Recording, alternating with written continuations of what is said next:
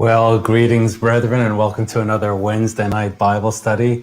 Certainly hope that your observance of the Passover, the night to be much observed, and now these days of unleavened bread, I pray that it's going well for you, that you're being strengthened by your deeper understanding of the plan of God that's revealed to us through these most holy observances.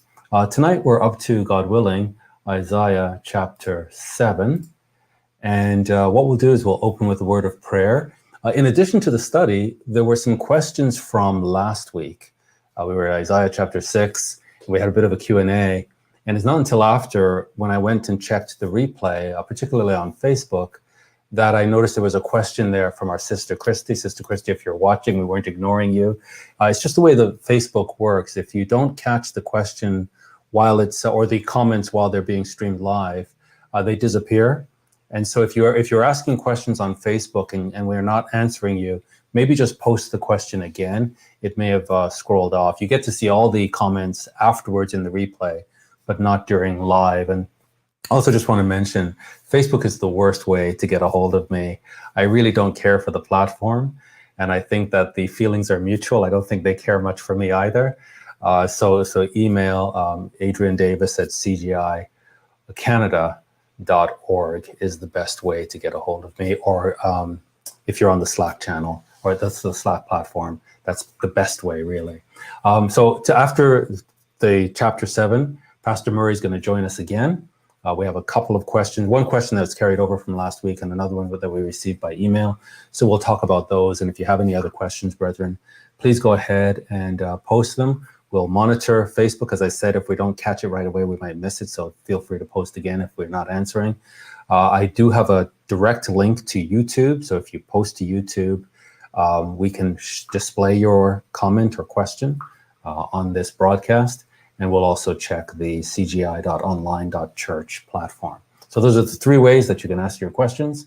And we look forward to having Pastor Murray join us and then commenting and addressing your questions. And again, we don't claim to have all the answers. We're transparent. If we have answers, we'll give you the answers, give us our opinion where we think, or maybe in some cases we might have to go and do a little bit more digging before we can answer categorically. Let's open with a word of prayer, and then we'll get into the study today. I'm going to assume that I'm coming through clearly. Maybe that would be a comment that I'd appreciate, that I am being heard clearly. Our Heavenly Father, we come before you now during these days of unleavened bread. It's just such an awesome privilege that we have, Father, that these days that were instituted thousands of years ago, that were actually created at the foundation of the earth.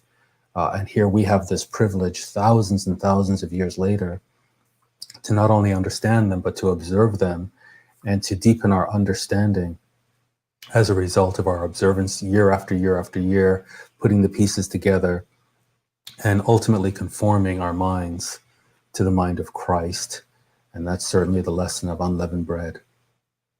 We thank you so much, Father. Thank you for this great opportunity that we have week by week to just open your word and read it line by line and deepen our understanding of this ancient text, very applicable in our modern world.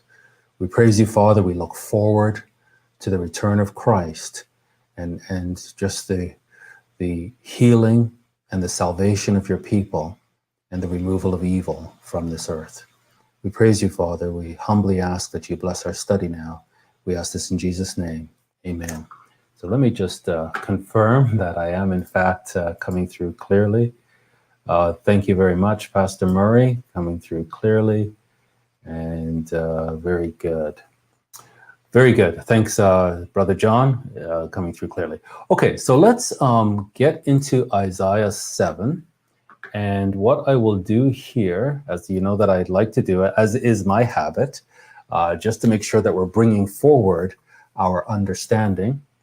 We began the study in chapter 1, verse 1, and understood that this is the vision of Yeshayahu, the son of Amoz, which he saw concerning Yehuda and Jerusalem in the days of Uzziahu, Jotham, Ahaz, and Hezekiah. That one is Hezekiahu, kings of Judah, kings of Yehuda. So it's a vision that Isaiah received concerning Judah and Jerusalem, and he received this in the days, these visions, the revelations in the days of these 4 kings, somewhere between a 60 to 80 year time period.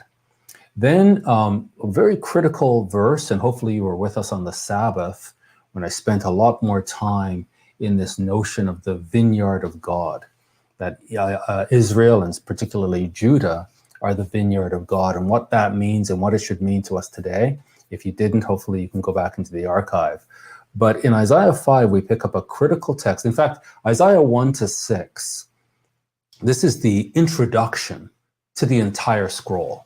The scroll has 66 chapters, but it's the first 6 chapters that the prophet really unloads and makes it clear what is the theme, what is the purpose, what are the major lessons to be drawn from these revelations that we'll read in the scroll. They're all in the first 6 chapters. So anybody who's going to quote from this prophet cannot just take poetry. There's a lot of poetry in this scroll. You can't just take the poetry, the verse that you feel is very poetic, marry it with some verse in the New Testament that you like, and come up with a meaning that way. You can't do that. You have to first root yourself in the prophet's teaching. So what is it that he is saying? And he makes the whole thing clear in the first 6 chapters, which we've covered.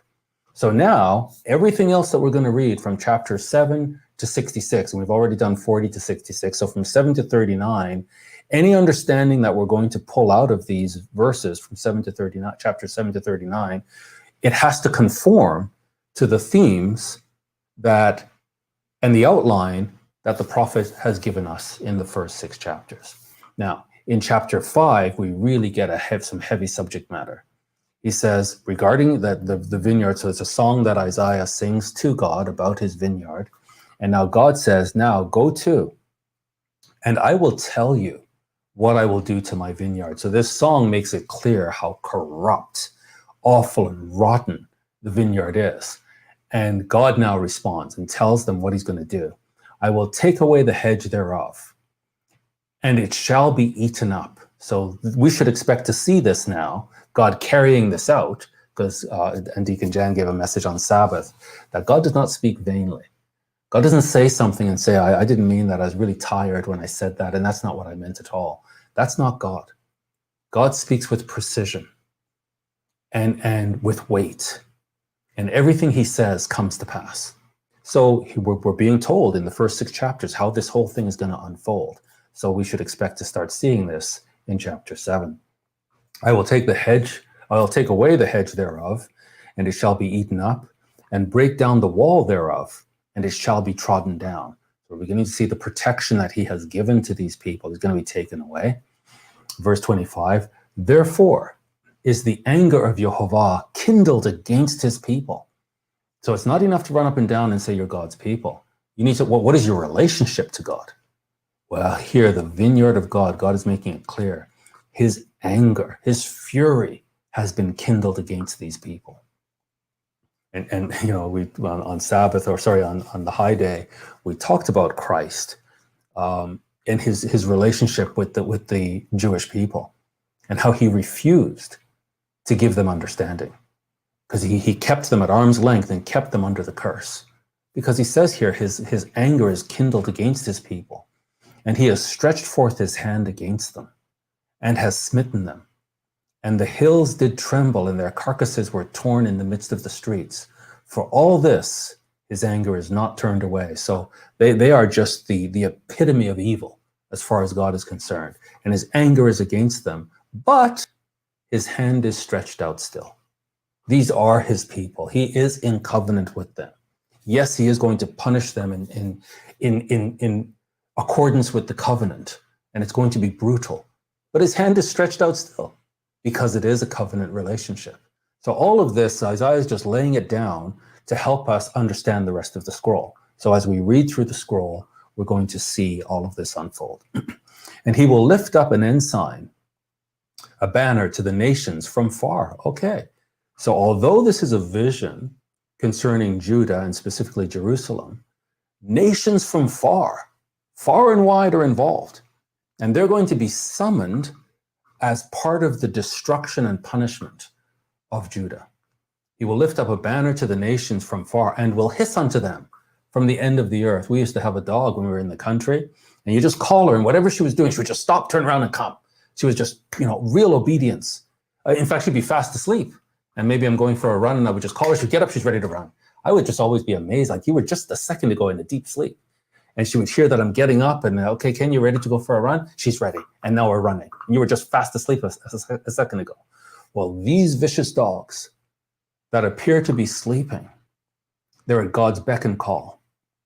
These vicious beasts. And he just has to call them, and they come, vicious as they are. And the shepherds are fast asleep. The shepherds have no, in fact, he says in the same chapter 5 when we were there, that these people who are so arrogant, they have no clue of the work of the Lord. They don't understand his work. And Habakkuk had trouble understanding his work. But we who have the benefit of the scriptures, we should understand his work. That there are nations that are very powerful that are at his beck and call, that will come to destroy his people. And, again, just looking at the American situation, of which I kind of dawned on me as I did my research here, so much of this applies to, or seems to apply to America. But yeah, it makes sense. Because there are very many Jews in the leadership positions in America who are influencing American foreign policy, influencing American domestic policy, influencing the future of America. So it doesn't matter if you're not specifically in Jerusalem. If you are a descendant of Judah, this is for you. This is for you. So now we see America, had no patience, no tolerance for the tweets of Donald Trump. This was a nightmare. We couldn't sleep at night because during the night, Donald Trump might tweet something. Oh, it's so wonderful that he's gone. And now we have a kleptocracy in power that is clearly anti-American, clearly globalist. And now we have, borders don't work. So let's tear down the borders. Unless, of course, we're putting borders around Washington, D.C., putting borders around the White House. So somehow borders work there, but they don't work for the country. And now all kind of wide open. Child smuggling is wide open. And we can sleep at night because Donald Trump isn't tweeting anymore. But maybe there's a baby that's now in a hotel room with sex traffickers. And we can sleep now because at least Donald Trump isn't tweeting. And we just don't care about the plight of humanity under these horrible decisions that are designed to destroy America. And all of us who live in the free world, in sort of the Judeo-Christian influenced world, the Western world, all of us are at risk with the collapse of America. And so we have to understand the work of the Lord and trust him, but at least understand what he's doing. Instead of being oblivious, as these people were. Isaiah's trying to tell them something, they're completely oblivious. So he's going to summon the nations to punish these people, and they will come with speed swiftly. They shall come with speed swiftly. As America collapses and China grows and builds strategic partnerships with Iran and others and Turkey, they will come with speed swiftly. And we will have confused transgender soldiers who hate America that we're going to be depending on to protect America. Well, you should have a military. Yeah. Countries should have borders and they should have a military. But that's all, we're on our way out.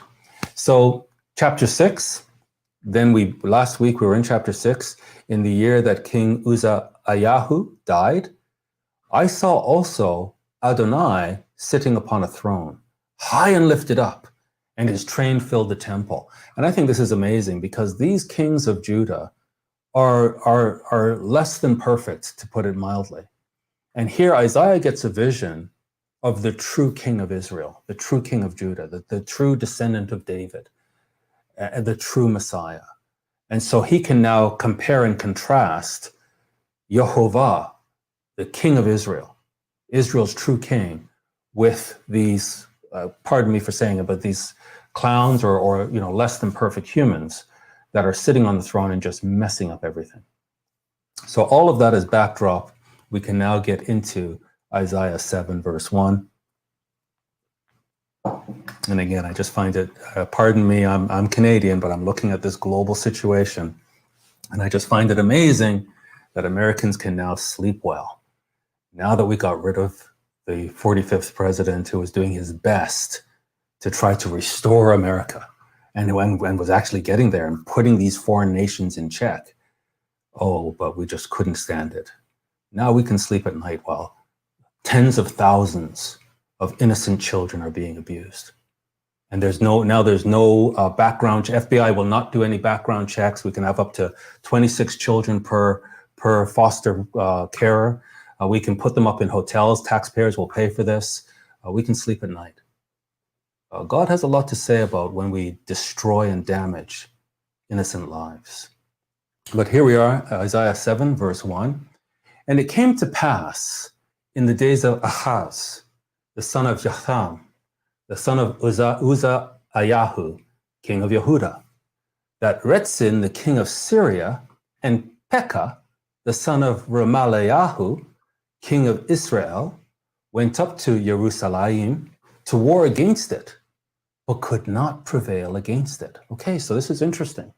So we have now Ahaz, who's now replaced his father and sitting on the throne in Judah, that at this time, the king of Syria and the king of Israel, his brother, Israel and Judah are brothers, but Israel sides with Syria to go up against Jerusalem, to take over Jerusalem, but they couldn't prevail against it. So this is something that we should understand. God is in covenant, not with the northern tribes. They are not loyal to the throne of David, but he continues to be in covenant with the south. And Jerusalem, nothing can happen to Jerusalem without God's permission, because Jerusalem is center stage in the covenant that God has with his people. So they went up against Jerusalem, not understanding. So you think this powerful force, because the northern tribes were very powerful, significant force compared to the south. And now they're teamed with Syria. This should just be like child's play to come in against Jerusalem and overtake it, but they could not prevail against it. Now, let's go back to 2 Kings 16 to get a bit more of the backstory. In the 17th year, 2 Kings 16, verse 1, in the 17th year of Pekah, the son of Remaliah, Ahaz, the son of Jotham, king of Judah, began to reign. 20 years old was Ahaz when he began to reign, and he reigned 16 years in Jerusalem, and did not that which was right in the sight of Jehovah, his Elohim, like David his father. So again, Isaiah has this grand vision of God on the throne and knows who the rightful ruler of Judah is and Israel and the whole world. And now we have this clown sitting on the throne of David. And he did not do that which was right, like his father David. But he walked in the way of the kings of Israel, who were all evil. All the kings of Israel, beginning with Jeroboam. So beginning with Jeroboam, he just went sideways, and every one of them after that, in order to hold on to power, were disloyal to the covenant. So Ahaz walked in the ways of the kings of Israel, yes, and made his son to pass through the fire. This is unbelievable. So this is the depth of depravity and the level of engagement with the immoral pagan customs around, that he would even fry his son in the fire, roast his son in the fire in worship to these foreign gods like Molech. And we do the same today. We don't care about children. We have such loving words, but the womb is the most dangerous place for the most vulnerable human being in our societies. And even now with this wide open border and you can get into the country, focusing on America, get into the country as long as you have a child with you. And no questions asked, just come in. And we don't know where that child goes. They don't have a name. They don't have an identity. There's no tracking. We have no idea what will happen to them.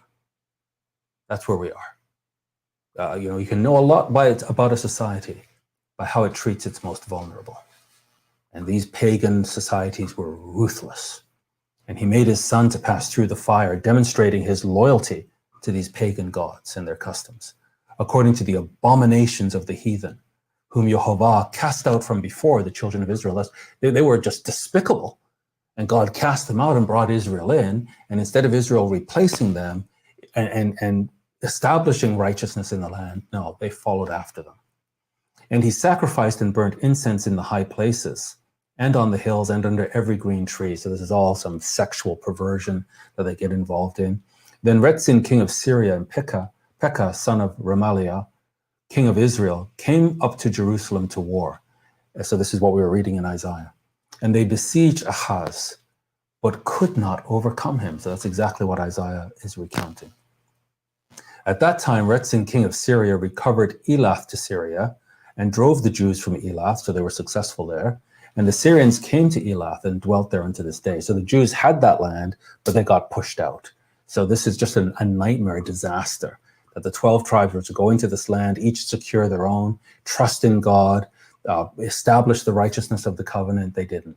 They didn't rely on God. And now these pagans are overcoming them, but they didn't overcome Jerusalem. And it was told the house of David, saying, Syria is confederate with Ephraim. So Ephraim now is in league with Syria. This is unbelievable. Just like now we see America is in league with China. America is turning everything over to China, to the globalists, to the UN, to the World Economic Forum, to any global power, to the Paris Accord. There's no such thing as America anymore. It's now in league with these globalist, paganist societies. It's not going to end well. So the house of David, or the government in Judah, was told and informed Syria and Ephraim are now joining forces. And his heart was moved, and the heart of his people, as the trees of the wood are moved with the wind. In other words, a poetic way of saying they were terrified. Ephraim is a significant force. And now they're combining with Syria to come and attack. These people were terrified. Now let's go back. So that's the backstory. Let's go back now. So this is now Isaiah. So this is Isaiah. So the backstory we got from 2 Kings 16. So now we're back to Isaiah, that the house of David is informed that Syria and Ephraim have joined forces. And the poetry here is that, the way you see the wind having its way with the trees, these people were terrified.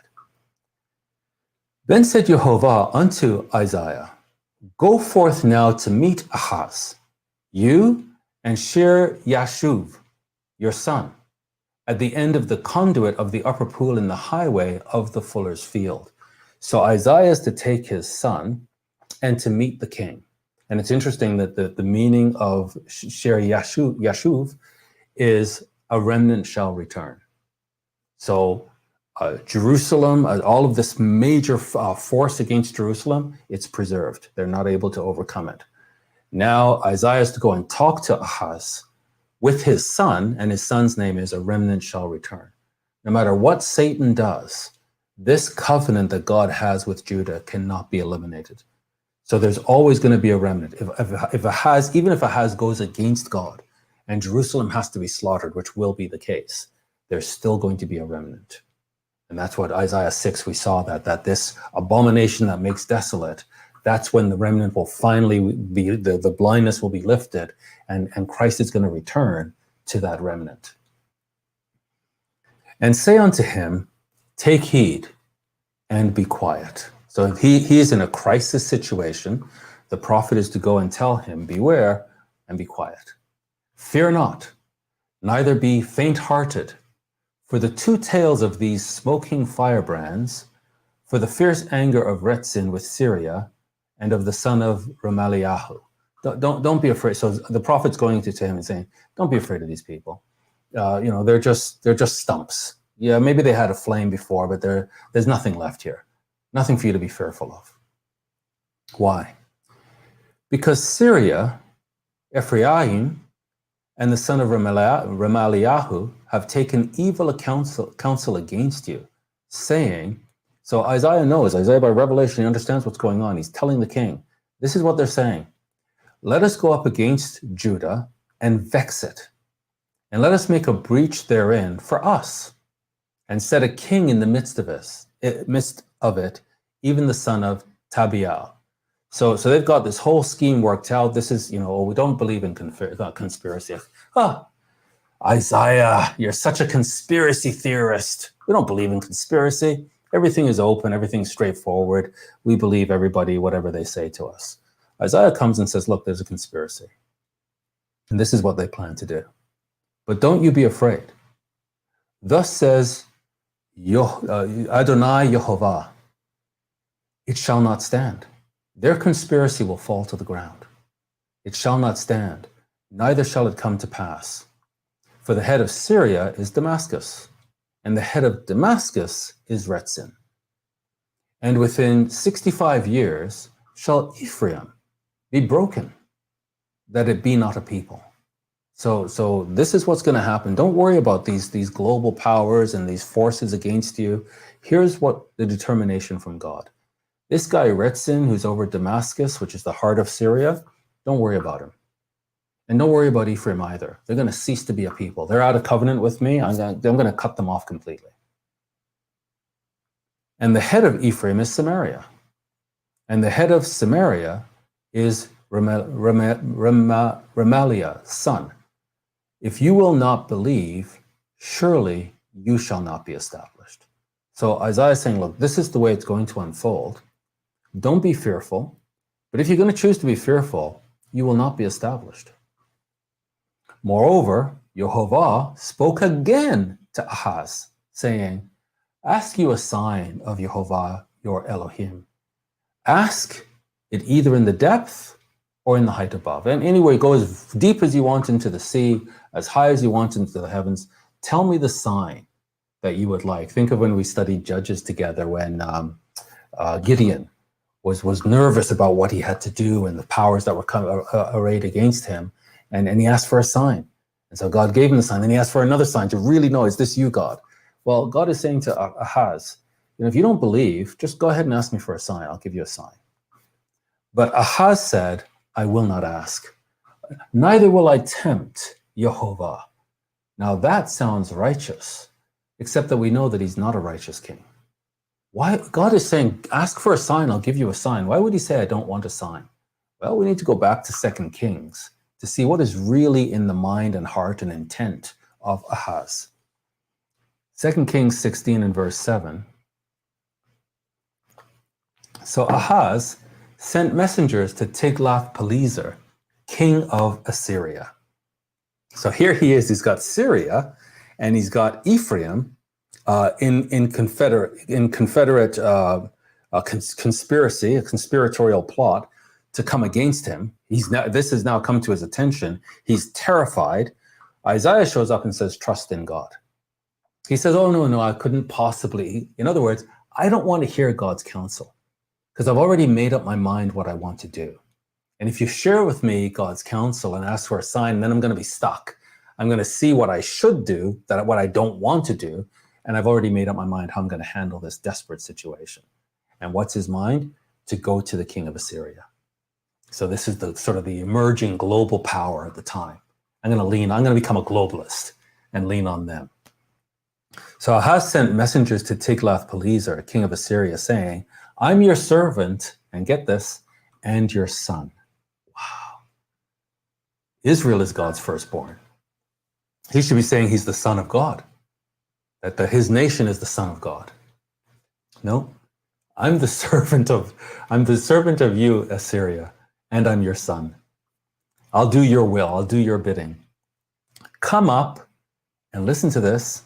Save me out of the hand of the king of Syria and out of the hand of the king of Israel, which rise up against me. This is tragic. This is tragic that instead of relying on God as his savior and the savior of the nation, nope, he's gone to the global power, Assyria.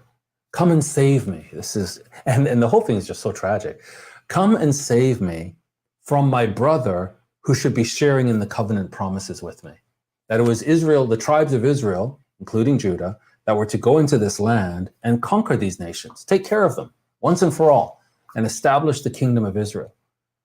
Now what the situation we have is they're unfaithful. They, instead of wiping out these pagan nations, they cohabit with them and they allow themselves to be overtaken by their ideologies, so much so that now we have division. And Judah and Israel they're in deathly war against each other, so much so that Israel's gone to Syria and Judah's gone to Assyria. So this is just incredible nonsense. Talk about how does this look to God? Here, these are my people, and they've gone and become confederate with the pagans. Well, don't be so hard on them, because the church is no different. The church is no different. We have brethren who are confederate with Marxist ideologues, and getting caught up with Marxist ideologues against their own brethren, not discerning the Lord's body. And this is far worse than, as tragic as this is, what brethren are doing today is far worse.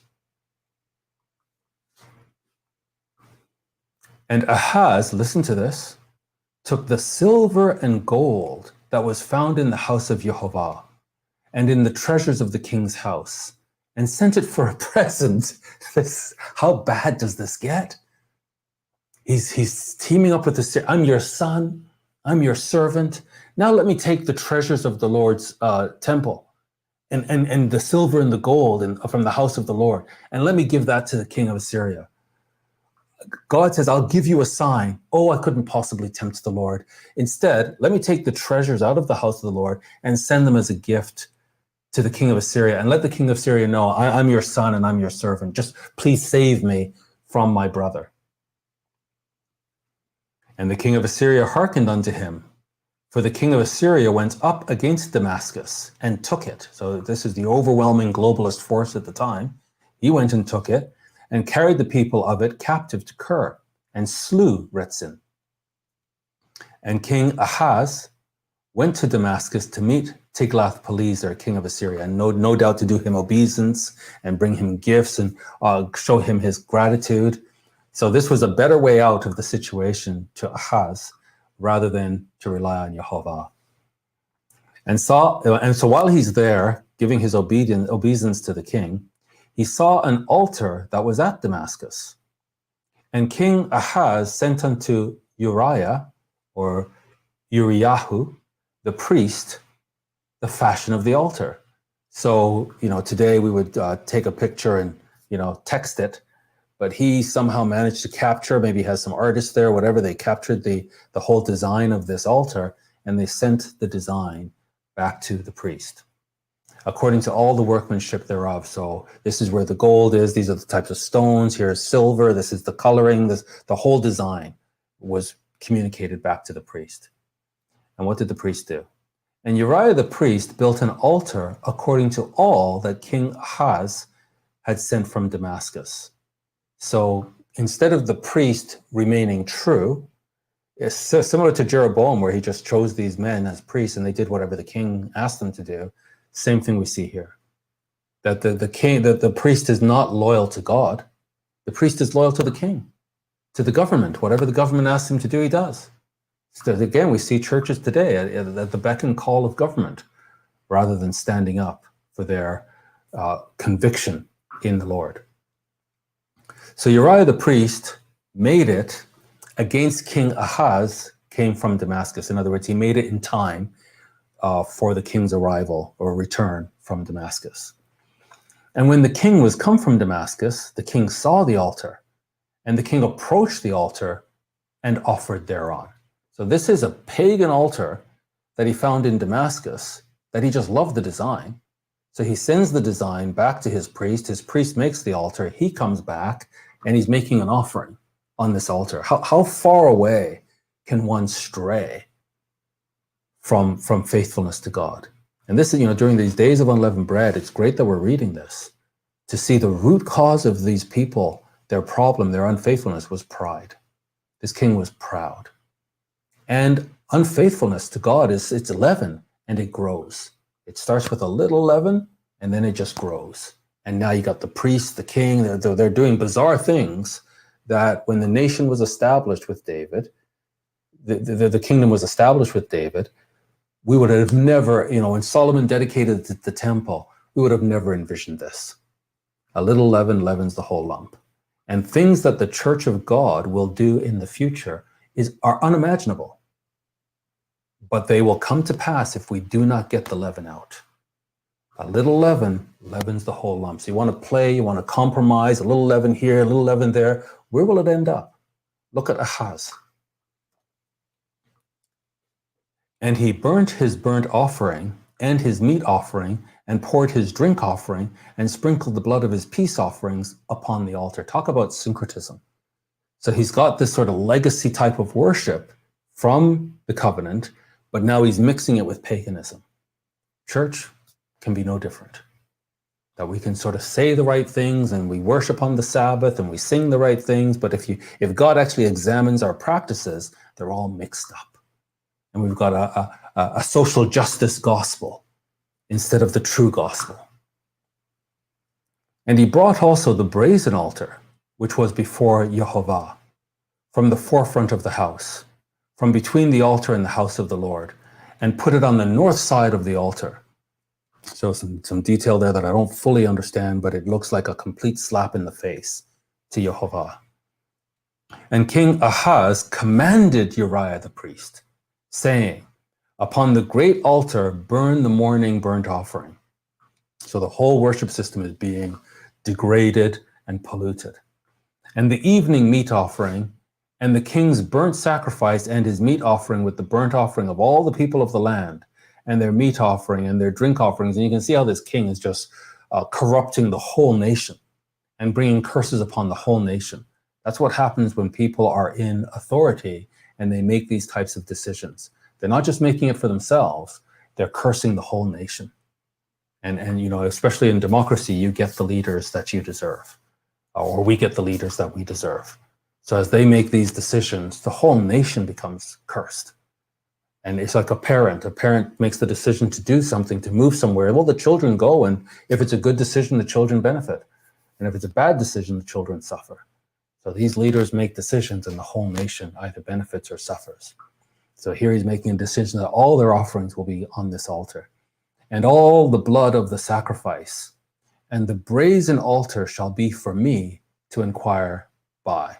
So this particular altar is exclusively for me, the king. This is where I will go. But you, the priest, you'll do all of these on the rest of the altar. And since he was commanded by the government, what did he do? Thus did Uriah, the priest, according to all that King Ahaz commanded. And King Ahaz cut off the borders of the bases and removed the laver from off them, and took down the sea from off the brazen oxen that were under it, and put it upon a pavement of stone. So again, just reconfiguring the whole system of worship. And the opening or the porch covering for the Sabbath that they had built in the house, and the king's entry without, turned he from the house of Jehovah for the king of Assyria. Wow. So the whole worship system now that was meant for Jehovah, he's now giving this allegiance and obeisance to the king of Assyria. So this is why he says, this is what's in his heart. And when Isaiah is saying, look, the Lord says, just ask for a sign to show you that he's really going to protect you, that you're in covenant, that Jerusalem is a special piece of real estate, and God will not allow these pagans to overtake it. What sign do you want? Go to the depth of the sea or the height of the clouds. And just ask for any sign, and God will show you so you can have confidence. And you're in a dire situation, ask for the sign. Oh, I couldn't possibly tempt the Lord. Sounds so righteous. Verse 13. And he said, so Isaiah responds, hear you now, O house of David. In other words, the government. So you could say, oh, hear you now, O White House. So it's not just the king, it's the whole court. So it's not just the president, it's the whole administration. So yeah, that's the way to think of this, the administration of Judah. Hear you now, O house of David. Is it a small thing for you to weary men? But will you weary my God also? You've gone too far. Here's God trying to encourage you, and you're going to push his patience. Like, you push the patience of men. You're going to push the patience of God? Therefore, Adonai himself shall give you a sign. Okay, so you could have asked for any sign, but now Adonai is going to give you a sign. He'll choose the sign. Here it is. Behold, a virgin shall conceive and bear a son, and shall call his name Emmanuel. So this is a well-known prophecy. We would immediately relate it to Matthew 1, verse 23. Matthew, here he quotes the actual prophecy. Behold, a virgin shall be with child, and shall bring forth a son, and they shall call his name Emmanuel, which being interpreted is God with us. So clearly, this is a prophecy of the coming Messiah. And all of these powers that are vying for more and more power, and these different allegiances and alliances that are being made, all by these very powerful people, the prophecy is a baby is going to be born. And that baby is God with us. And that's where the true power is. That's the sign you're going to get. But at the same time, we know that this is clearly speaking of Christ. I've got to believe, just reading this in context, that there was an immediate fulfillment. Prophecy can be dual. I've got to believe there was an immediate fulfillment of this prophecy. That Ahaz is being told, okay, you didn't trust God. You're going to see, and virgin, really, the Hebrew just means a young woman. So it doesn't necessarily mean a virgin. When Christ came, clearly, this was a miraculous conception. But here, the conception, I think, was a natural conception, but it was a young woman that would bear a son. And she would call his name Emmanuel. So Ahaz is going to see this, and that's the sign that God is working his plan. And God is going to do what God will do. And he chose not to work with God, not to ally himself with God, but to ally himself with the pagan powers. So I think there's a dual fulfillment of this prophecy, an immediate and then pointing to Christ. Now, in the immediate, he says, butter and honey shall he eat, that he may know to refuse the evil and choose the good. And in fact, I'm just going to switch here to the complete Jewish Bible to see if I can get another translation of this. Where do I have that? There it is. So the complete Jewish Bible, he says, by the time he knows enough to refuse evil and choose good, so this baby's going to be born, and by the time he knows enough to refuse evil and choose good, he will have to eat curdled milk and wild honey. So that is a sort of a cultural context that poor people would just have to deal with the milk, even if it's kind of going sour. They would have to deal with it and work with it and add wild honey to it. This was sort of the diet of the poor. So by the time he grows up and he comes to the point where he can understand the difference between good and evil, it's typically the age of 12. So within 12 years, say, he's going to be in a poor family, and he's going to have to eat curdled milk and wild honey. Yes, before the child knows enough to refuse evil and choose good, the land whose two kings you dread will be left abandoned. So it looks like there's going to be some kind of battle and war, and these kings that you were afraid of, there'll be nothing, but your land will be impoverished as well. Adonai will bring the king of Assyria on you, your people and your father's house. So God's work, they don't understand the operation of the Lord, the work of the Lord. So you chose to align yourself and worship the king of Assyria, because they would demand worship. You chose to do that. God is actually going to use Assyria to destroy you. Bad choice. And it's very similar to the church. You chose to align yourself with the Marxist ideologues. God will use the Marxist ideologues to destroy you, to destroy your children right in front of your face. You chose this. You didn't choose to trust God. You didn't choose to discern the Lord's body. And I'm saying you, not you, the brethren here, faithful brethren, but the unfaithful brethren, the foolish Galatians.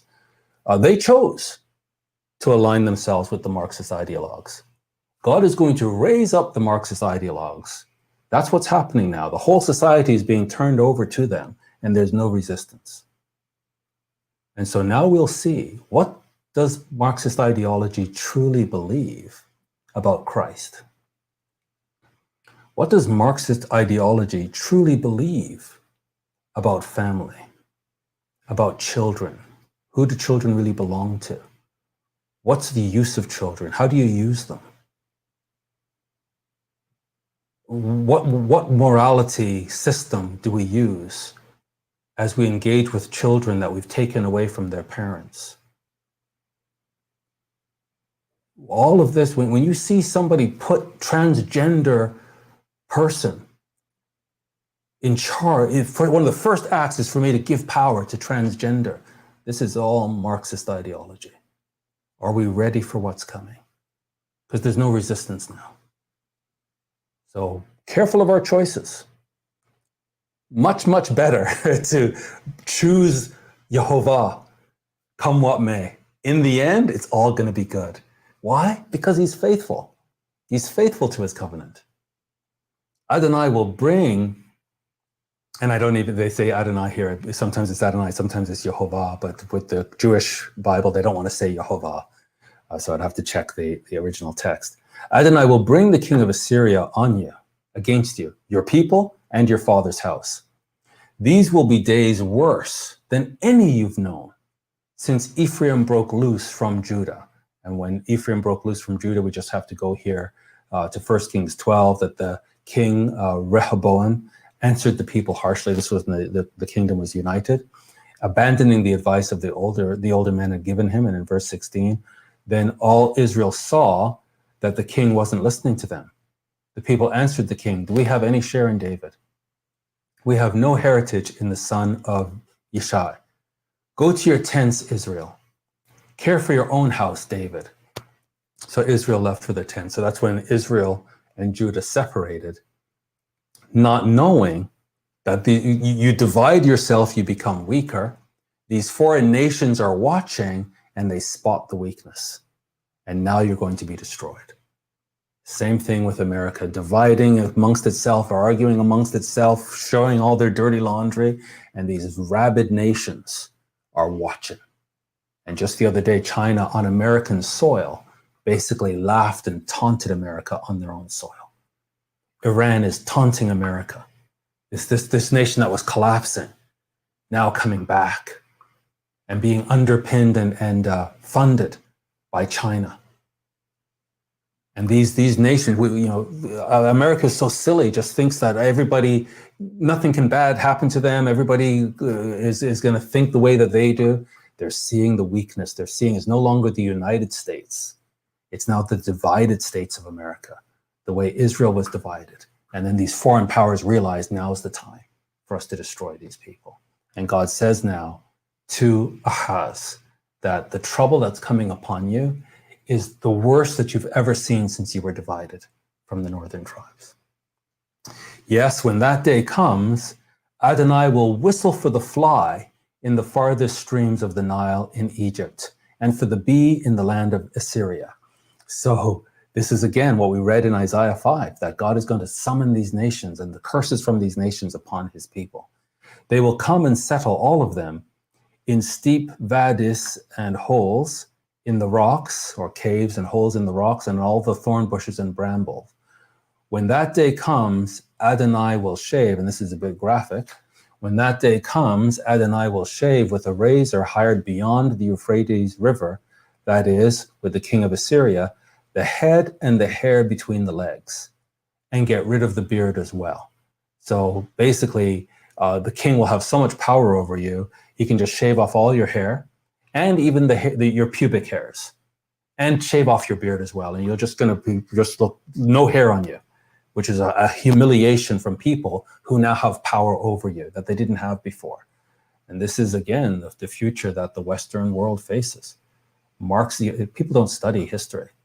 They have no idea. When we say Marxist, they know, what does that mean? It's just a word. They have no idea the ruthlessness that's coming.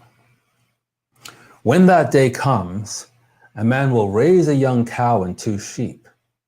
Will they produce in abundance? No.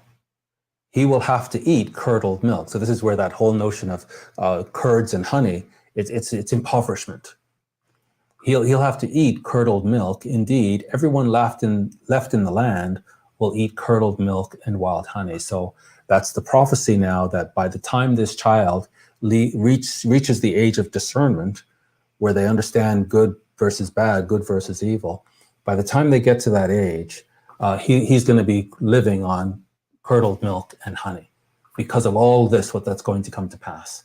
So that's the sign to Ahaz that he made the wrong choice. When that day comes, wherever there once were 1,000 grapevines worth 1,000 pieces of silver, there will be only briars and thorns. And again, this was a thriving economy. And they just take the economy for granted. And it never occurs to them that the economy can actually collapse. And so, Israel was doing well in the north, Judah was doing really well in the south. They had very strong, robust economies that allowed them to have strong, robust military. And they didn't understand. You make decisions that can collapse your economy. And when your economy collapses, everything goes out the window. And we're, again, in the Western world, we are spending trillions of dollars, at least. So the previous administration did go on a bit of a spending spree, but at least it's a businessman that says, I need to do this at the same time. I need to remove all the red tape. I need to allow family businesses to thrive.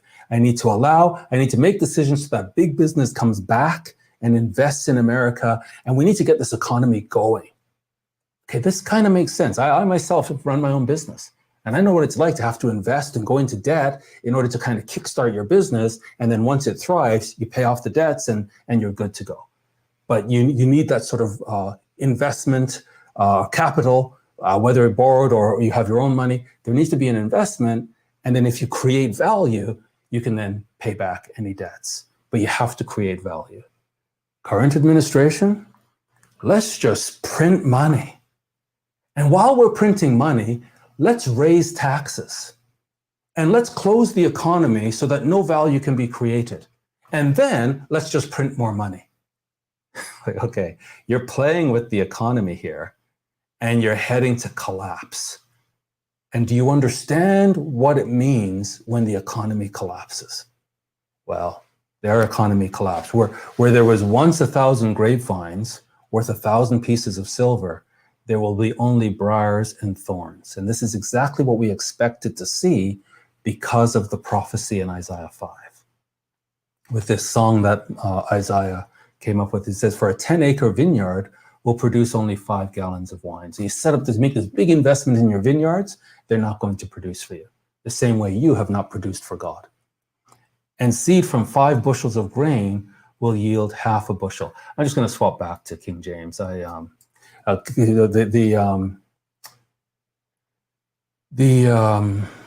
Complete Jewish Bible is good. It's just, sometimes just gives us a little more clarity in what the words are saying. But I do like King James, I like the accuracy of the King James, and also just the familiarity of it. So here we come down to Isaiah 7, and we were at verse 23. Well, let's go back to 22. And it shall come to pass for the abundance of milk.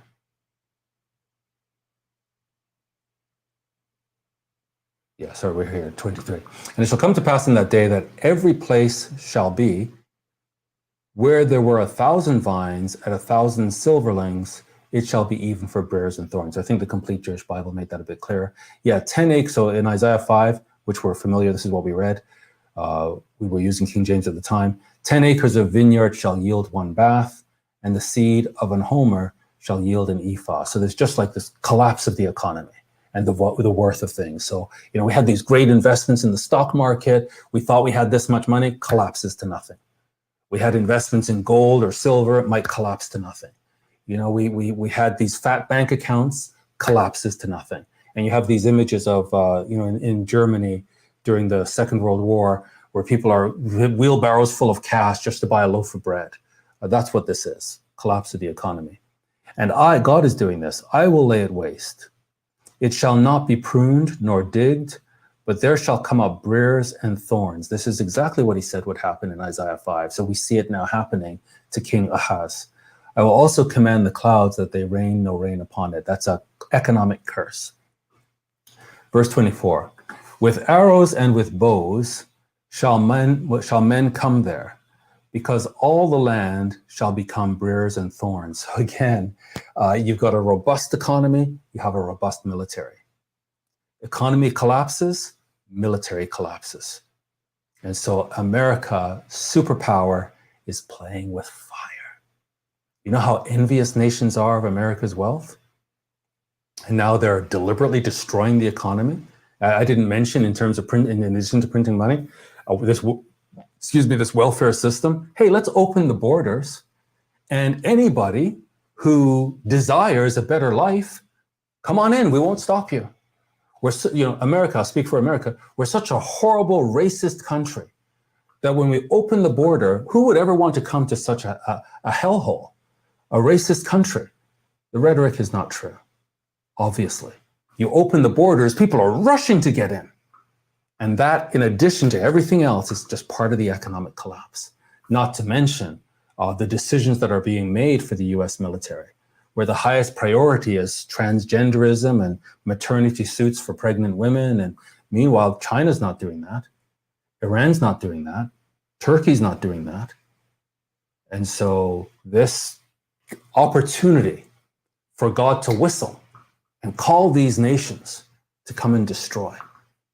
This is the beginning of this is the collapse of the economy. And that's what we see here. With arrows and with bows shall men come there, because all the land shall become briars and thorns. That vibrant ability to create wealth in the economy, God is taking it away and replacing it with briars and thorns. And on all hills that shall be digged with the mattock, there shall not come there the fear of briars and thorns, but it shall be for the sending forth of oxen and for the treading of lesser cattle. So in other words, Judah will become nothing. They're going to be disrespected. And these nations, particularly Assyria, are going to come and do tremendous damage. And ultimately, this is going to result in Babylon, as we go further in the text, this will result in Babylon actually coming in and just taking over everything. So that is Isaiah chapter 7. And we are just going through line by line. But as we go through it, tremendous opportunity for us to see, well, how does that apply to us today? And as we go through these days of unleavened bread, to see that the root cause of all of this is arrogance. The arrogance of King Ahaz and the lack of trust. So arrogance and lack of trust go hand in hand. So when one becomes full of pride, they no longer need to trust God. And this is what we see with Ahaz. And we just need to be careful as the church of God to be humble, to be unleavened, and just to trust God. Shadrach, Meshach, and Abednego. Well, we're not careful to answer you, okay? But we're just going to trust God, and whatever his will is, we accept it because we know he's a loving God. So that's where we are. As I mentioned last week, we had a couple of carryover questions, and Pastor Murray is good enough to join us this evening. Let's call it Pastor Murray. How are you? Good evening, Pastor Adrian. How are you? Good. Great to have you. How are your days of unleavened bread? Ours are going well. Yeah, going well. How about yourself? Yes, really good. Really enjoying it. Great Passover service. Great night to be much observed. Celebration. Great celebration on the first day, and just carrying the momentum through these days of unleavened bread. And appreciate you doing the Omer count for us each day on the Slack channel. Yeah, it's an interesting year, obviously, with the rarity. I'm not going to say it hasn't happened before. I think it has. I just haven't been able to go Yeah. back far enough and Amen. find it. But with the holy days running from a Sunday to a Sabbath, the Omer count begins on the first day of the festival, which is rare. Yeah, very, very good. So thanks for coming back. First, I'll ask you if you have any comments today, but we did have a couple of carryover questions from last week. So maybe just any thoughts, comments you'd like to share with us before we get to the Q&A. Yeah, a couple that come to mind, and I do have, if we have some time at the end, a couple of news stories I wouldn't mind, very appropriate, that have come up today. So I'd like to spend a couple of minutes just sharing those. It was interesting to me. You've been talking about Isaiah chapter 1 through 6 being the introduction. When we come to chapter 7, what makes that clear that that's an introduction is chapter 6 was the death of Uzziah, and chapter 7 is the beginning of Ahaz. But Jotham is in the middle for 16 years. So Isaiah is, he had 16 years at least to contemplate all of these things. So Wow. it adds a little bit of depth to this, that all that he spoke about in chapters 1 through 6, he had to sit on for at least 16 years. So very, very fascinating comment. Very, very interesting. And you made a comment about 2 Kings 16, verse 14, about the placement of the altar of burnt offering, and that was probably a slap in the face. I took a quick look back in Exodus, and it seems like perhaps maybe someone out there can correct us or provide more insight, but the way the tabernacle was set up, you would come in through the east, from the east side, and that would be where the altar of the burnt offering was. Then there'd be the bronze laver, and then there would be the holy place and the other places. So it was, the altar of burnt offering was on the east, the far east side, not the north side. So that could be where that slap in the face comes, just from going against the directives. And it just really is the epitome of arrogance. To instead of being subject to the design of God, he goes and sees this design in a pagan nation and overrides all the instruction that Judah was given to say, I like this, and I want it like this, and I want to be like the nations around us.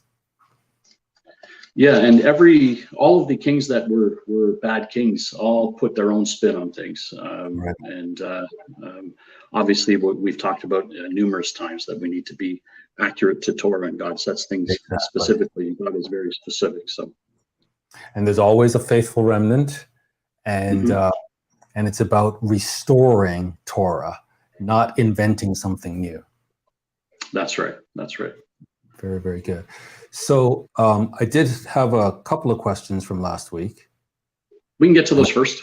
Yes, I shared with you the one from Facebook. This is from Sister Christy, and I'm paraphrasing here, but she basically said, she's never gotten a satisfactory answer to what happens to children of believers, so that are not baptized. So, a couple that are in the Lord, they're baptized, and they're alive, and the family is together at the time of Christ's return. I'm paraphrasing again and kind of adding a bit. And they are then changed and meet the Lord in the air. What happens to the unbaptized children? They do not have the Holy Spirit. They're not going to be changed. The parents are now in the kingdom of God, in the family of God. Any thoughts on that? Yeah, it's a unique question. I can't recall any question like that. Never heard the question before. It's a great question.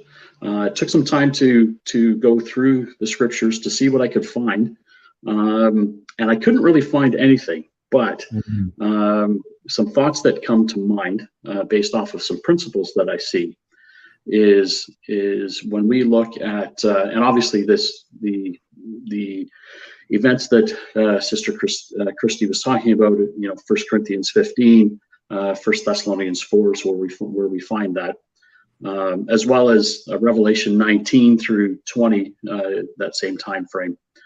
What I would say is that from the very beginning, family was important to God. And while I can't find anything in Scripture that this is exactly what happens in the rarest of cases, and even in Malachi, where he talks about the raising of godly children being a priority for God's people, and in 1 Corinthians, the same letter where Paul describes the return of Christ, he talks about how children are sacred and set apart for special. And then all throughout the Torah, Deuteronomy 6 being just one of the places where they were to be cared for and taught. It would seem to me that God would have a special place for those children in those cases. They wouldn't be being dropped on the other side of a border wall and hands off and let somebody else raise them. Exactly.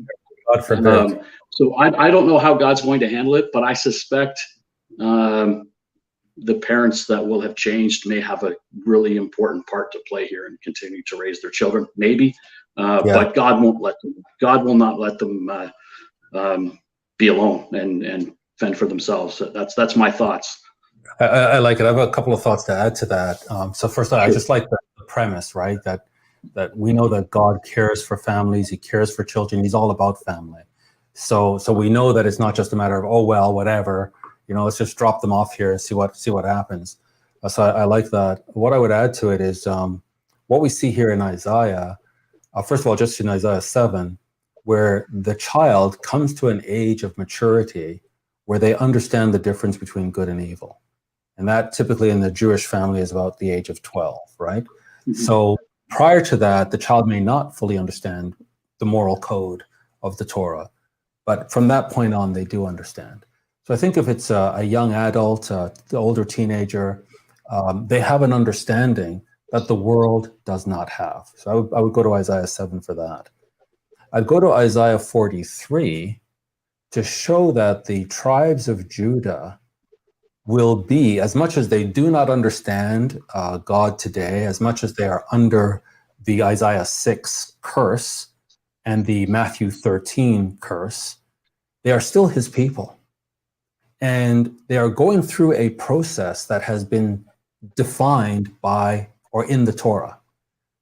When they come out the other end and acknowledge God finally, that when the veil is lifted and they can hear and they can see and they can understand and they no longer have this plague in their heart and they accept Christ, God says in Isaiah 43, you are my witnesses. He challenges the nations to explain. How do you explain all of this? And they can't. So they have to accept truth. And then he turns to Judah and he says, you're my witnesses. Explain to these nations everything that has transpired. And they're going to be in a position to explain very clearly the narrative.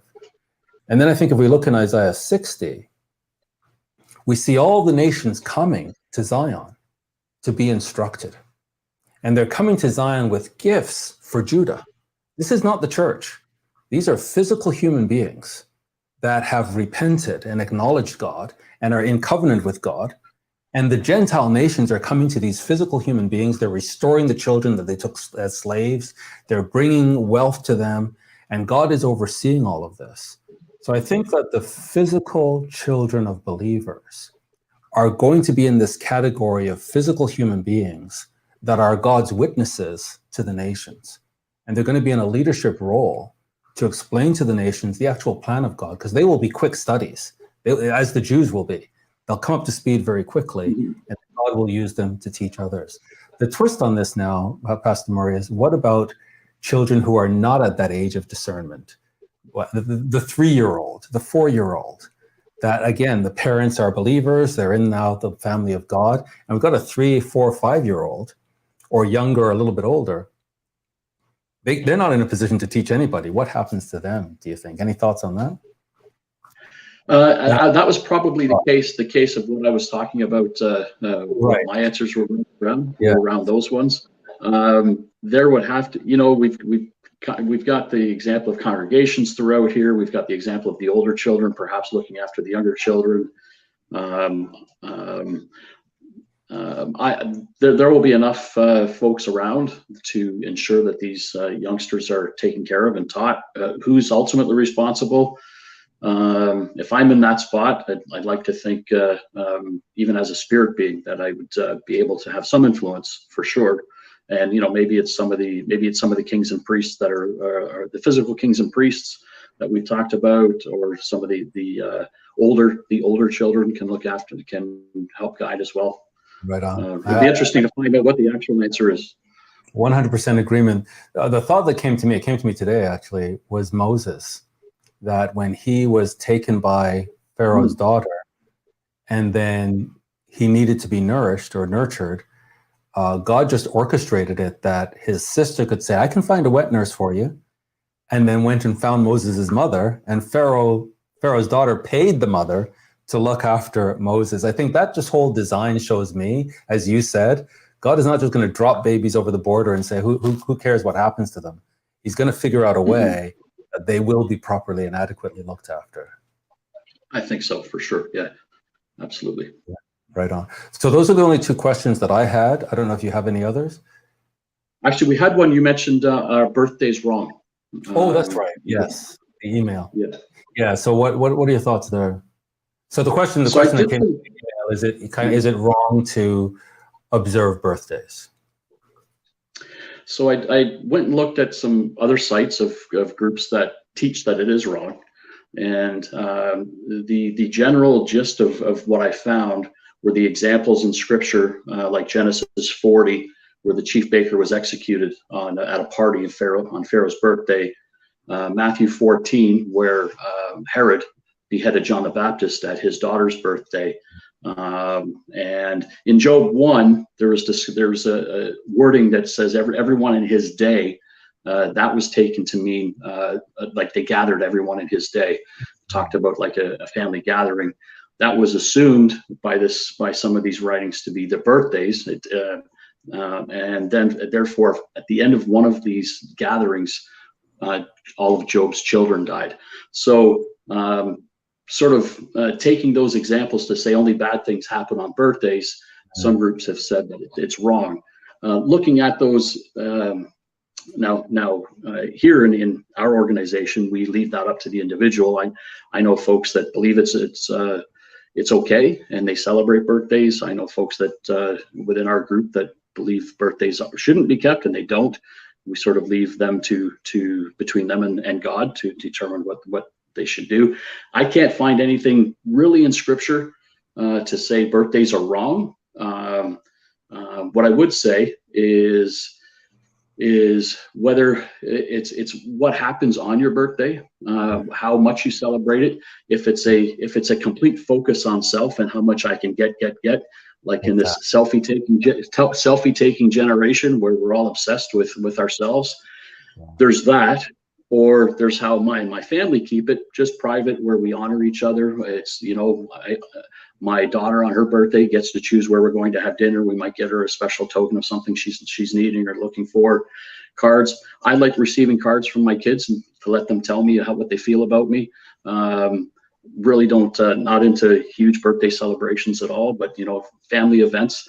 I think it can be done in such a way that it's shows honor. But from a scriptural standpoint, I can't see where it's blatantly wrong. But from a sense of balance, if we're not balanced, we could be sinning by having a over the top self-indulging type of celebration. Those are sort of some points I see. I totally agree, and it's really the opposite of the lessons of unleavened bread, right? It's me. I want gifts, and big self-centeredness versus, hey, we're grateful that you're here. Even the person whose birthday it is, maybe they're giving a gift to their parents to say thank you for everything you've done for me. I appreciate it. But I think it's kind of unrealistic or sort of stepping aside from reality to pretend nothing happened on my birthday, right? So I'm with you. I think for us, and we've been in groups where it's it's against the law to celebrate your birthday, but then somehow the top leader, they will acknowledge his birthday. It's kind of a bit hypocritical. Sure. But yeah, so we'll go to dinner. We'll just acknowledge it and say share our gratitude for that individual in the family, what we appreciate about them. Maybe have them reflect on the year. And I think just to mark, hey, this is a day that's meaningful, and we're grateful to have you. But I think, again, to be careful of leaven, as you pointed out. Yeah, I mean, ultimately, the calendar that we use is a false calendar. So really just using the day to honor each other and to show love and honor, I think is appropriate for sure. Very good. So thanks for reminding me of that. I don't know if there's anything else that you see. I'm not seeing anything here on YouTube. Yeah, I don't see any on YouTube nor on. I should check. I've got. I do have one here. Isaiah 7 shows asking for a sign from the Lord started off as a good thing to do. How did it become an evil thing by the time we get to Matthew 16? That's a great question. Let's go to Matthew 16. I think this is the weather, perhaps. Matthew 16. And okay, so the Pharisees and Sadducees came and desired him that he would show them a sign from heaven. He answered and said unto them, when it's evening, you say, it will be fair, the sky is red, and the morning will be foul weather. You hypocrites, you can discern the face of the sky, but you cannot discern the signs of the time. And I guess it's verse 4. A wicked and adulterous generation seeks after a sign, and there shall be no sign given unto it but the sign of the prophet Jonah. So I think this is a great question, maybe one that we have to think about a little bit more. I'll just give my first reaction, Pastor Murray, and see what you think. Sure. I think here, in Isaiah 7, the situation was dire. And I think God is trying to show King Ahaz that I'm with you. Don't be afraid. I'm encouraging you. I'm comforting you. So God is the one offering the sign to say, I need you to have confidence in me. I'm going to work with you. And we're going to keep this covenant relationship in play. You don't need to fear the pagan nations around you, even Ephraim. Whereas here, I think the Pharisees and the Sadducees are starting in opposition to God. It's not that they're in dire straits and God is trying to encourage them. I think here, remember the parable of the vineyard, I think Mark 12, where they realize and they recognize who this is, and they want to destroy him so that they can possess the vineyard. So it's not that they're in dire straits and God is encouraging them. It's that they are in competition with God, and they want to discredit him. So here, I think the asking of a sign is, let's discredit you publicly, and then God calls them out as this is an adulterous generation. So those are my initial thoughts, Pastor Murray. Yeah, I would tend to agree that I think it has to do with the attitude and the intent behind the question. We go to another example where right after the feeding of the 5,000, they asked for a sign, and Christ was like, "Have you not been paying attention? What more do you need?" So that was not evil, but perhaps a little bit short-sighted or lazy, and so Christ called that out on them as well. So it would seem to me that it's the intent behind the question, and in this case, as you rightly mentioned, they were certainly at opposition to Christ. Very, very good. And I just see something here in YouTube, Pastor Murray, that Sister Melissa says she sent something about the children through email to you, but it's too much to read here. So I don't know if it's maybe part of an answer or something, but it's in your email. Okay, I'll reply to you, Melissa, offline. And if there's some relevance to bring here, we can do it at another time. Very, very good. And did you? I haven't checked Facebook, as I said. I have not a great relationship with Facebook. Yeah, I don't have Facebook up either. I apologize. I've got the other two up, but I don't have Facebook up. I tend to have trouble with it as well. So. Yeah. Okay. So if there's anything there, go ahead. Yeah. Sorry. I was just going to say I did have a couple of things I wanted to. That's right. Items. Yeah, that's right. Yeah. Let me just out here. Sure. And put you in. Oh, okay. You could have kept yourself in, but okay. A couple of things happened today that I saw on the news. One, real quick. I'd actually referred to it a little bit in one of my answers earlier. A video was just released on the news services. I'm not sure if it happened this afternoon, but it was released this afternoon, of two young girls, ages 3 and 5, being dropped on the other side of the border wall by their parents or whoever the adult was. They had scaled the wall and stood on the other side and dropped them into New Mexico, and then the video of catching them running the other way. So the falsities of these kids coming with parents. There's not video evidence of them being dropped and left for themselves. They were 3 and 5. Opposite of, interestingly enough, of what Sister Christy had asked about in her question, talking about the care of children. And the other one, really, I wanted to touch base on this one. It came up today. There was a law, and I really want your feedback on this. What do you think about this, Pastor Adrian? There was a passing of a law in California by the California Department of Education. I'm just going to sort of go to it here. It's called the Ethnic Studies Model Curriculum, and it was passed a couple of weeks ago. And it seeks to extend the left's cultural dominance of California's public university system.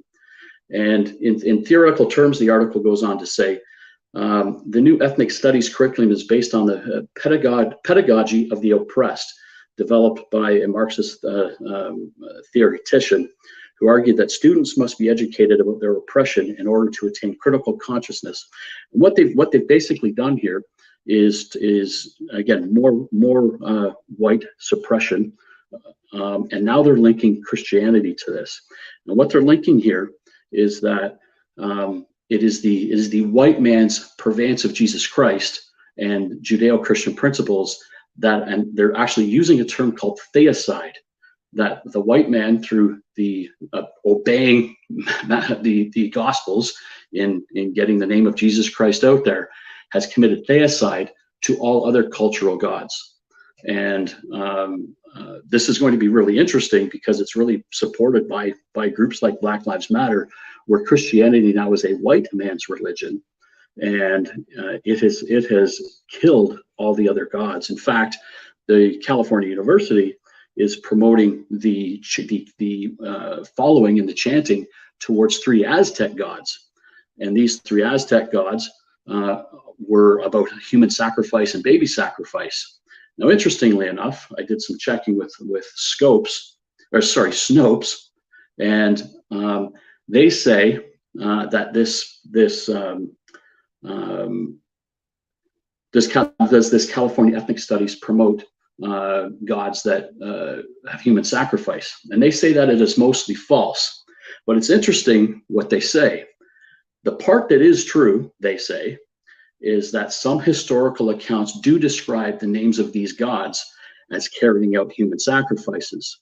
But the aim of the California university system is not to promote the human sacrifice, but is really to teach students that these same gods should be worshipped towards self-reflection, and that this is why they're doing this. So very interesting that now what we're seeing coming is that the promotion of Jesus Christ is now going to be the white man's religion, which is really, really, really going to be something for the body of Christ to come together on. And I foresee some issues coming down the road. And again, it's California, but the winds blow west to east and always have. So interesting things that came out today in the news. Wow. If you don't mind, if you could send me that news item. My reaction to that is, first of all, of course. Oh, foolish Galatians, what has bewitched you? You know, we should be rooted and grounded in the gospel, and we should also be knowledgeable of history. So I think if we have more knowledge of history, we'd be less easily seduced. The fact that Christianity is now being positioned as the white man's religion, this is nonsensical. The early church was Middle Eastern and North African, and Alexandria in Egypt was the heart of Christianity. So the top Christian thinkers in the 1st, 2nd, 3rd, 4th century, many of them were Black, were Africans. It is not until the 7th century when the Arabs came on the scene and just went through and slaughtered and raped and pillaged and forcibly replaced these these Christian religions with Islam. So now Islam is seen as the Black man's religion. And as soon as Black Lives Matter came on the scene, I just knew it. This is going to be the overthrow of Christianity, positioning it as the white man's religion and positioning Islam as the black man's religion. Anytime we remove Jesus Christ from the equation, just like King Ahaz, we now have child sacrifice. We have the demonic mind of Satan and his hatred for children and for marriage and for sex. That takes over. And these Aztec gods, human sacrifice is every bit a part of their religion, as it was with Molech and all of them. That's why this whole abortion, even though we try to do it in a very secular way, it's child sacrifice. And these Galatian Christians who have supported Black Lives Matter, I've warned them, if you're a parent, if you're a grandparent, get ready to see your child or your grandchild sacrificed in front of your eyes. Karl Marx hated religion. He hated Jesus Christ, and he loved conflict. And he laughed at people who tried to sell Marxism, who tried to sell communism. He said, you don't understand. Communism does not have to be sold. We just have to destroy capitalism. Communism is the natural outgrowth. Socialism, then communism is the natural. Don't sell it. Just destroy, destroy, destroy. And people will just believe that there's some sort of human utopia that we can bring about. And it's going to end in child sacrifice and the destruction of family. So they're very clever intellects, but this is where we're heading. We need to just go back into history to see what was done anciently, or even just in the near recent past. 100 million people slaughtered, 100 human souls slaughtered because of Marxist ideology. And they had beautiful rhetoric. This is where we're heading. And I'm sorry for the Galatian Christians who haven't woken up yet. Yeah, all those years ago, wondering how things would play out, so that being a follower of Christ would be a crime, and now simply obeying the gospel, going into all nations, preaching Jesus Christ, Acts 4 verse 12. There's only one path to salvation. If they can criminalize that and create this thing called theocide, wow. Satan is our hands are tied. Our hands are tied. Satan is a master of rhetoric, and we've got to be able to connect the dots and see where this is heading. Thanks very much for sharing this with us. I think for all of us, we have different relationships with different members of the body. I think we just need to, whatever relationships we have, if we see brethren going off the deep end here, try to pull them out of the fire, because this is really, really serious. Discerning the Lord's body, as you said. Absolutely, absolutely. Brother, thank you so much. Really appreciate it. Thank you. Appreciate your insights and your sharing your thoughts and ideas. Thanks for all your hard work, and have a blessed rest of the Feast of Unleavened Bread to everyone out there.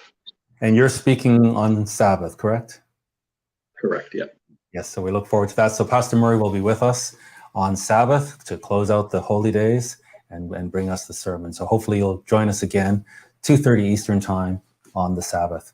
Have a blessed rest of Days of Unleavened Bread. Thanks so much, Pastor Murray. God bless. And thank you. God bless.